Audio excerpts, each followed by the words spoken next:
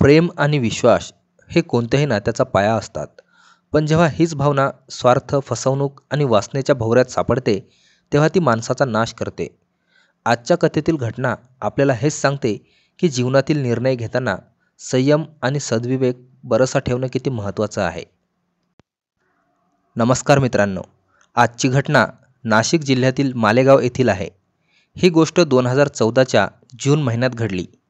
मालेगावच्या शिवाजीनगर वस्तीत राहणाऱ्या सचिन पाटील वय 38 आणि त्यांची पत्नी प्रियंका वय 32 यांच्या जीवनातील एक भयानक प्रकरण आज आपण बघणार आहोत.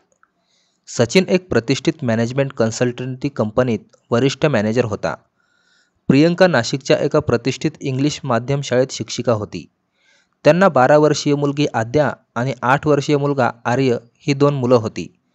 सचिनचा पगार चांगला होता, घर सुखाचं होतं, पण प्रियंकाच्या मनात एक रिक्तता होती. 2024च्या मार्च महिन्यात सचिनने घरासाठी नवीन SUV कार घ्यायचं ठरवलं, पण डाऊन पेमेंटसाठी त्याला 3 लाख रुपयाची अडचण आली. प्रियंकाने ही गोष्ट तिच्या कॉलेजच्या जुन्या प्रेमी विराट शेटे वय 35 याला फोन करून सांगितली.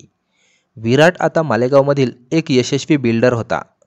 विराटने लगेच 3 लाख रुपये दिले, पण त्याच्या मनात प्रियंकाविषयीच्या जुन्या आठवणी जाग्या झाल्या. त्याने प्रियंकाला, तुझ्या नवऱ्यापेक्षा मी तुला जास्त काळजी घेईन असं सांगितलं. काही आठवड्यातच विराटचं प्रियंकाकडे येणं जाणं वाढलं.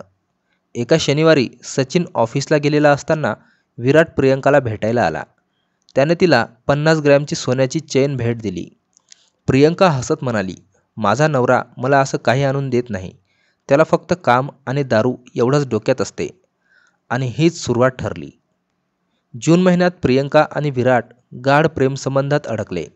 सचिनला काही संशय आला नाही, कारण विराट हा त्याचा बिझनेस पार्टनरसुद्धा होता. पण शेजाऱ्यांनी सचिनला सावध केलं. एके दिवशी सचिनने प्रियंकाच्या फोनवरच्या व्हॉट्सअप चॅट्स बघितल्या. त्यात प्रियंका आणि विराटचे प्रेमपत्रे, फोटो आणि भेटीचे प्लॅन्स होते. सचिनचा संताप 7व्या आसमानाला गेला. त्या रात्री सचिनने प्रियंकाला मारहाण केली आणि तू आणि तो विराट दोघांनाही मारून टाकीन अशी धमकी दिली. पण प्रियंका आता विराटच्या प्रेमात इतकी डुबकी घेत होती की तिने नवऱ्यालाच दोष द्यायला सुरुवात केली. प्रियंका आणि विराटने सचिनला मारण्याची योजना आखली. विराटने बाजारातून झिंक फॉस्फाईट एक जहर विकत घेतलं. प्रियंकाने 15 जूनच्या रात्री सचिनच्या चहात ते जहर मिसळलं. सचिनने चहा पिला आणि त्याला तीव्र वेदना सुरू झाल्या. सचिनचा ओरडा ऐकून शेजाऱ्यांनी पोलिसांना बोलावलं.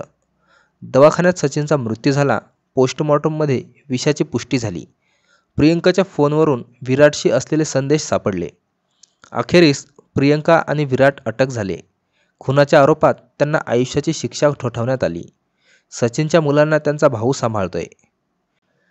न्यायालयाने ठरवलं, प्रियंका पाटील आणि विराट शेटे यांनी केलेला हा केवळ खून नव्हता, तर एक क्रूर विश्वासघात होता. म्हणून त्यांना आयुष्यभराची कैद झाली. मित्रांनो, ही घटना खरी आहे का काल्पनिक? तुम्हाला काय वाटतं? यात चूक कोणाची आहे कमेंट करा. या कथेतील प्रियंका आणि विराटच्या कृत्यांनी सिद्ध केलं की विश्वासघाताचा मार्ग केवळ विनाशाकडे नेतो. प्रेमाच्या नावाखाली केलेली चुकीची पावलं केवळ स्वतःचंच नव्हे, तर संपूर्ण कुटुंबाचं जीवन उद्ध्वस्त करतात. आपण नेहमी सत्यनिष्ठा, धैर्य आणि संयमाने निर्णय घ्यावेत. ह्याच घटनेतून खरा मिळणारा धडा आहे. नैतिकता हीच खरी शक्ती आहे आणि पापाचा मार्ग केवळ अंधाराकडेच नेतो. धन्यवाद.